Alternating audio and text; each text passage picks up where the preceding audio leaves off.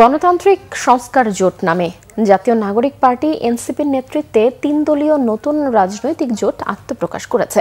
জুলাই অভ্যুত্থানের আকাঙ্ক্ষা বাস্তবায়ন ও নতুন রাজনৈতিক বন্দোবস্ত বিনির্মাণে গঠিত এই জোট এক প্রতীকে আসন্ন নির্বাচনে অংশগ্রহণ করবে। আরও কয়েকটি দল এই জোটে অন্তর্ভুক্ত হতে পারে বলে জানিয়েছেন এনসিপির আহ্বায়ক নাহিদ ইসলাম। মোবাশ্বের আহমদের রিপোর্ট।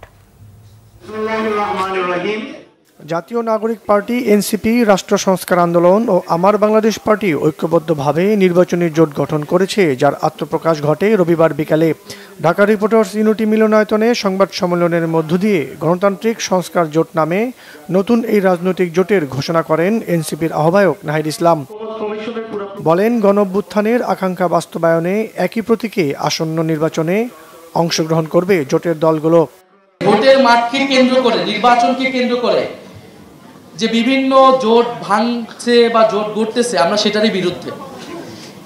এই বাংলাদেশে গণঅভ্যুত্থানের পরে যে কোনো একটা জোট বা আলোচনা হওয়া উচিত ছিল একটা রাজনৈতিক প্রশ্নগুলোকে সামনে রেখে, কিন্তু আমরা দেখতে পাচ্ছি একটা দুইটা সিটকে কেন্দ্র করে যারা এত বছর সংস্কারের কথা বলেছে, আমাদেরকে শিখিয়েছে, তারা এখন তাদের নিজেদের নীতি আদর্শ বিসর্জন দিয়ে কোনো একটা জোটে চলে যাচ্ছে। যারা বাংলাদেশকে পরিবর্তন করতে চায়, গণঅভ্যুত্থানে নানান জায়গা থেকে অংশগ্রহণ করেছিল যে সামাজিক নেতৃত্ব, সৎ দেশপ্রেমিক মানুষ, আমরা তাদেরকে আহ্বান করতেছি যে আপনারা আসুন, এই প্ল্যাটফর্মে আমরা ঐক্যবদ্ধভাবে দেশ পরিবর্তনের জন্য কাজ করব।